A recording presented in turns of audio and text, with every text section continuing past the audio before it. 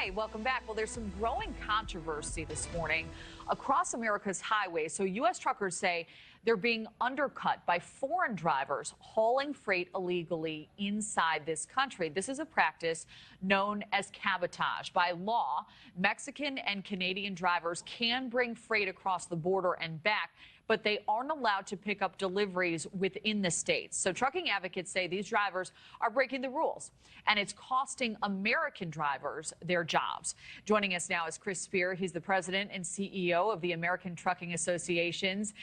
Chris, good morning. I didn't know much about this before, but, you spotlight this in your op-ed, this issue, and you describe it as not competition, but essentially as theft. So can you walk us through how American drivers are now being robbed of their work?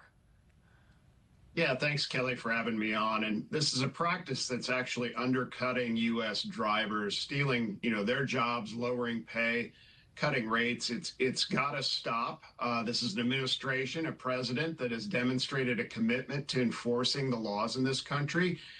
This practice under the U.S.-Mexico-Canada trade agreement allows drivers from foreign countries to come into the U.S., drop their load, and return to their country. So if you're crossing from Mexico, that's legal. It's a B-1 visa. It allows you to come into the United States, drop that load, and return to Mexico.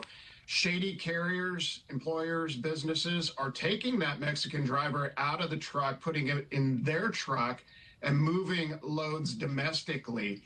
That's illegal. It's cabotage. Those loads are reserved for U.S. drivers. It's a practice that has to stop. And I applaud this president and administration for getting tough on this illegal practice and enforcing the laws on the books. Yeah, and I have to ask you, you give this example of an Arizona carrier who made more than $2 million using B-1 visa drivers for these domestic hauls. How widespread do you believe this problem actually is? We believe it's a practice that's surging, and it's undercutting not only companies that are operating in the U.S. Fairly and according to the law, it's also undercutting U.S. truckers, and that is just a practice that's got to end. We're operating, coming out of the last administration, in a freight recession. The last 3 years have been very difficult for our industry to be profitable. When U.S.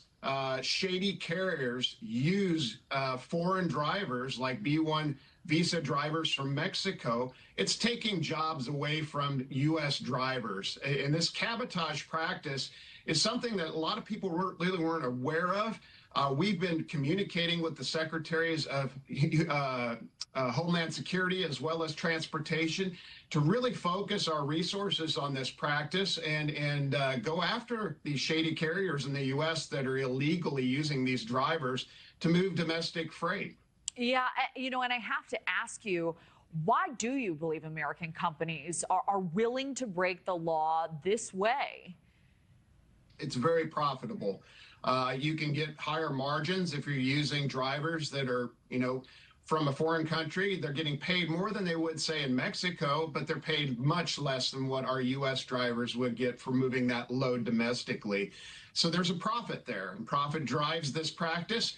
Cabotage, again, is illegal, and making our enforcement resources in the United States aware of this practice, focusing on these shady carriers, and making certain they understand that not only is this illegal, you will be targeted by federal resources if you're using foreign drivers to move domestic loads that candidly are reserved for U.S. drivers. It's a fairness issue, and we just simply cannot continue to undercut loads that are reserved for U.S. domestic drivers. Yeah, well, it is an eye-opening op-ed. I certainly learned a lot in just the few minutes we had. Chris Spear, thank you for coming on, making your case. Thanks, Kelly, for having me.